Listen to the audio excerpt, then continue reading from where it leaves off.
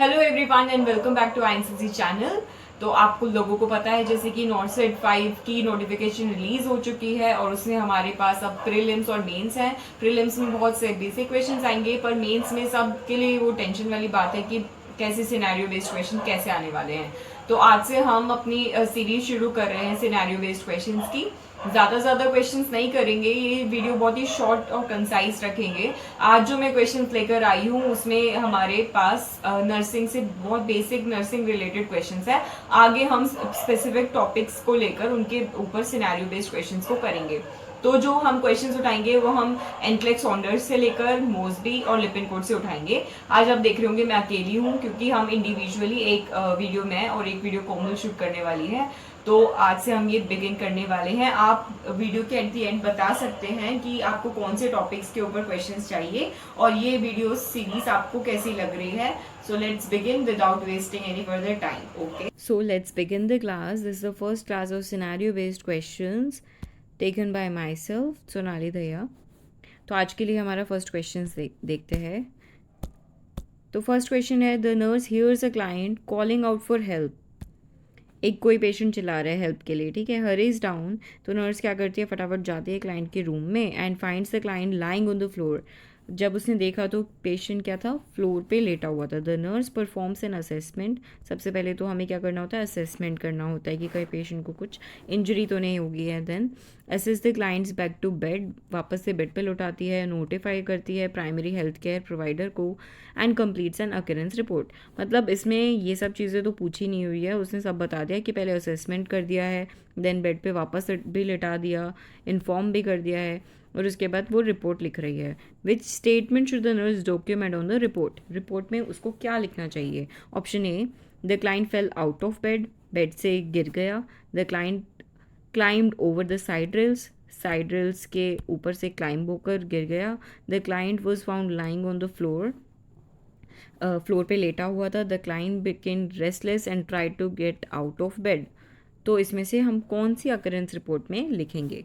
तो देखिए, first option कह रहा है कि गिर गया पेशेंट बेड पे से। हमको कैसे पता है कि वो गिर गया है, तो ये सारा ये एक इंटरप्रिटेशन हो गया। Climbed over the side rails, ये भी एक इंटरप्रिटेशन हो गया। तो हमारे क्वेश्चन में ये लिखा हुआ है कि the client lying on the floor, ये नर्स ने देखा। तो ऑप्शन सी जो है वो करेक्ट ऑप्शन है इधर, क्योंकि इसमें है the client was found lying on the floor, as it is लिखा हुआ है, जो नर्स ने देखा था वही लिखा हुआ है। तो हमें इसमें क्या करना है, एक बिल्कुल फैक्चुअल इन्फॉर्मेशन लिखनी है, कोई भी अपनी इंटरप्रिटेशन इसमें नहीं डालनी है, फैक्चुअल इन्फॉर्मेशन लिखनी है। और फोर्थ भी यही है, become restless and try to get out of bed.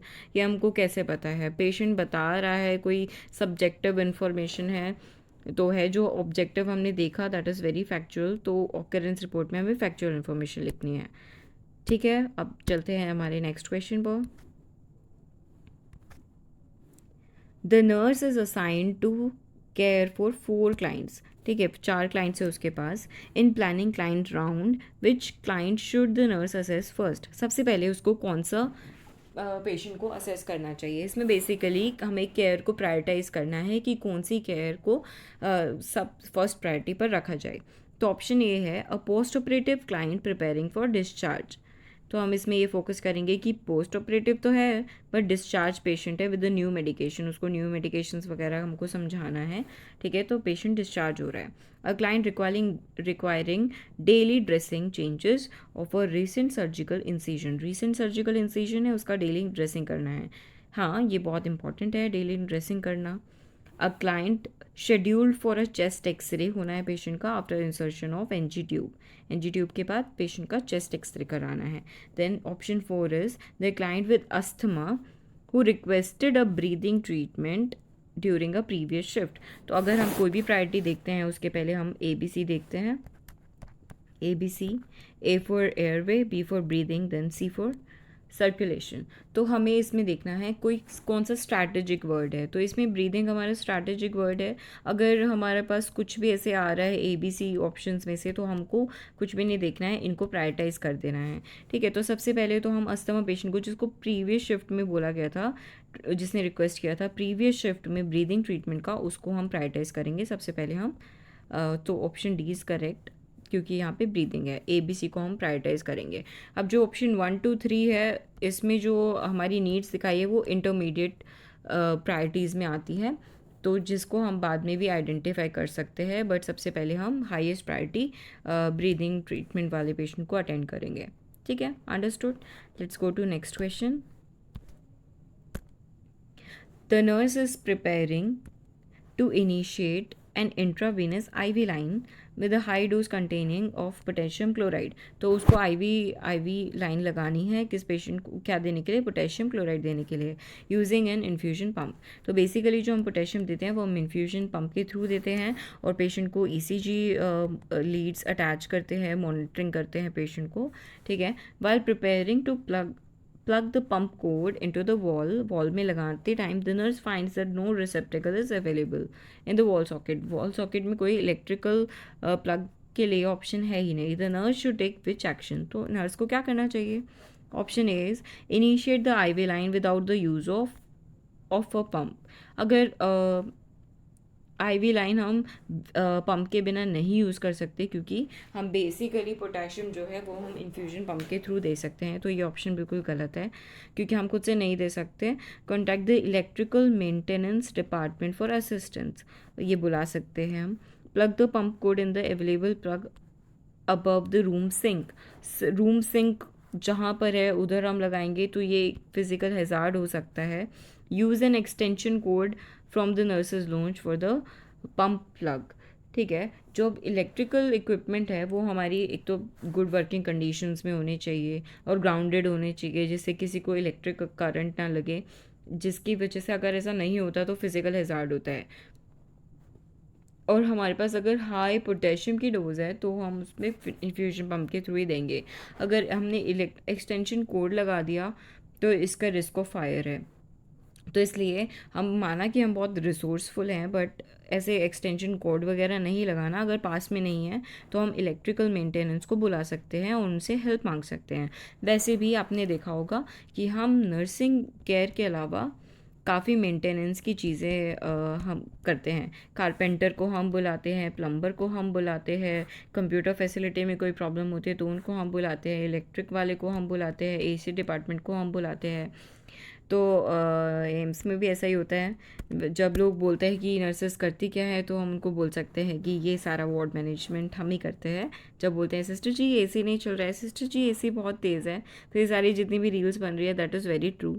Sister G does all these maintenance work, okay? Let's get back to next question. The nurse is monitoring the status of post-operative client। तो यहाँ पर हमारे पास क्या है? Post-operative client है। In the immediate post-operative period, बिल्कुल immediate post-operative period है, अभी अभी आए पेशेंट OT होकर। The nurse would become most concerned with which sign that could indicate an evolving complication। तो इसमें कुछ साइंस दिए हुए हैं, कौन से कॉम्प्लिकेशन हो सकता है। इंक्रीजिंग रेस्टलेसनेस, ठीक है, a pulse of 86 beats per minute. 86 beats per minute बहुत ही नॉर्मल रेंज है। ब्लड प्रेशर 110/70 एक नॉर्मल रेंज के अंदर आता है। Hypoactive bowel sounds in all 4 quadrants. तो अब इसमें ये दोनों तो एलिमिनेट हो गए हैं क्योंकि ये नॉर्मल रेंजेस हैं। हम देख सकते हैं इंक्रीजिंग रेस्टलेसनेस है या हाइपो एक्टिव बोवल साउंड्स है इन ऑल 4 क्वाड्रेंट्स। तो GI की इफेक्ट की वजह से हाइपो एक्टिव बोवल साउंड्स हो सकते हैं क्योंकि ये इमीडिएट पोस्ट ऑपरेटिव पीरियड है। But immediate post operative period में अगर रेस्टलेसनेस बढ़ रही है तो वो किस वजह से हो सकती है। तो हमारा मोस्ट कंसर्न्ड ऑप्शन यही होगा। ये हमें इंडिकेट कर सकता है इस पोटेंशियल कॉम्प्लिकेशन लाइक हैमरेज हो सकती है, पेशेंट को शॉक हो सकता है, शॉक में जा सकता है। तो हम अगर इंक्रीजिंग रेस्टलेसनेस हो रही है पेशेंट को तो उस पेशेंट को हम प्रायोरिटी देंगे, ठीक है, और प्राइमरी हेल्थ केयर वर्कर को इन्फॉर्म करेंगे। So let's go to next question. The nurse is conducting pre-operative teaching with the client about the use of an incentive spirometer। तो हम पहले तो ये जान लेते हैं कि incentive spirometer जो हमारे पोस्ट ऑपरेटिव क्लाइंट्स हैं उनमें यूज़ करते हैं। किस लिए यूज़ करते हैं? क्योंकि जैसे कुछ भी बड़ी सर्जरी हो गई है, जीआई रिलेटेड जो सर्जरीज़ हैं उसमें हम पेशेंट को बोलते हैं कि इंसेप्टिव स्पायरोमेट्री वो यूज़ करे। क्यों यूज़ करे? क्योंकि क्योंकि अगर पेशेंट को पेन है, लाइक एब्डोमेन के ऊपर सर्जिकल इंसिजन है, बहुत फ्रेश पेन है, तो पेशेंट इंस्पायर नहीं कर पाएगा प्रॉपरली। इंस्पायर नहीं करेगा तो जो लंग एक्सपेंशन है पेशेंट का वो कम हो जाएगा, टाइडल वॉल्यूम कम हो जाएगी, तो हम पेशेंट को इंसेप्टिव स्पायरोमेट्री बोलते हैं। स्पायरोमेट्री सबको पता होगा, वो इस टाइप का कुछ एक्टिव ब्रीदिंग करने के लिए उसमें बॉल्स होती हैं, तो वो बॉल्स को उठाना होता है। ठीक है, तो ये होता है हमारी इंसेप्टिव स्पायरोमेट्री। तो हम बेसिकली अगर लंग एक्सपेंशन अच्छे से नहीं होगा, टेलेक्टेसिस हो सकता है पेशेंट को, जो सिर्फ अपर लोब तक हमारा रेस्पिरेशन एयर फ्लो हो पाएगा, लोअर लंग्स में, लोअर लोब्स में नहीं हो पाएगा, तो वहाँ की एल्वेओली अच्छे से एक्सपैंड नहीं करेंगी। तो उसकी वजह से क्या हो सकता है, पेशेंट को कॉम्प्लिकेशन कॉज हो सकते हैं, जैसे कि इन्फेक्शन हो सकता है, न्यूमोनिया हो सकता है, एफ्यूजन हो सकता है। तो इसलिए इंसेप्टिव स्पायरोमेट्री इंपॉर्टेंट होती है हमारे पोस्ट ऑप पेशेंट्स में। ठीक है, तो अब the nurse should include which piece of information client में। Inhale as rapidly as possible. Rapidly क्यों करना है भाई? Rapidly is a negative word here. Okay, then keep a loose seal between the lips and the mouthpiece. Loose seal नहीं रखनी है, एक tight seal रखनी है, तभी तो एयर फ्लो अच्छे से हो पाएगा। लूज सील रखेंगे तो एयर वहीं से लीक हो जाएगी और बोल को नहीं उठा पाएगा patient. After maximum inspiration hold the breath for 15 second and exhale. ठीक है, अब मैक्सिमम इंस्पिरेशन तो हम कर लेते हैं, बट उसमें 15 सेकेंड होल्ड करने के लिए नहीं बोलते पेशेंट को, 5 सेकेंड्स बोलते हैं। ठीक है, तो ये टाइम इतना लंबा नहीं होता।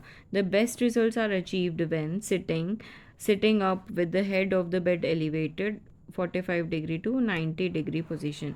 तो येस, स्पायरोमेट्री हम पेशेंट को फाउलर सेमी फाउलर पोजीशन में ही देते हैं, तभी बेस्ट लंग एक्सपेंशन हो सकता है। तो ये सारी ये तीनों ऑप्शंस क्यों करेक्ट नहीं है वो पता चल गया। रैप इसमें नेगेटिव वर्ड यूज़ किया, रैपिडली। लूज सील नहीं बनाते, टाइट सील बनाते हैं। अगर वो होता इधर तो इधर दो ऑप्शन करेक्ट हो जाते, और 15 seconds is not the correct timing, तो हम फाउलर पोजीशन में देते हैं, ये बिल्कुल करेक्ट ऑप्शन है। Let's go to next question. The nurse is creating a plan of care of a client scheduled for surgery. The nurse should include which activity in the nursing care plan for the on the day of surgery. Surgery के लिए patient posted है, ठीक है, उसके nursing care plan में कौन सा हमको डालना चाहिए? Avoid oral hygiene and rinsing the mouth wash. Avoid oral hygiene क्यों करेंगे हम? ओरल हाइजीन अलाउड होती है, बस पेशेंट जो है वो जो पानी को सटके ना, ठीक है, पानी को उसको लेना नहीं है, क्योंकि वाटर इज़ नॉट अलाउड, तो he should not swallow the water.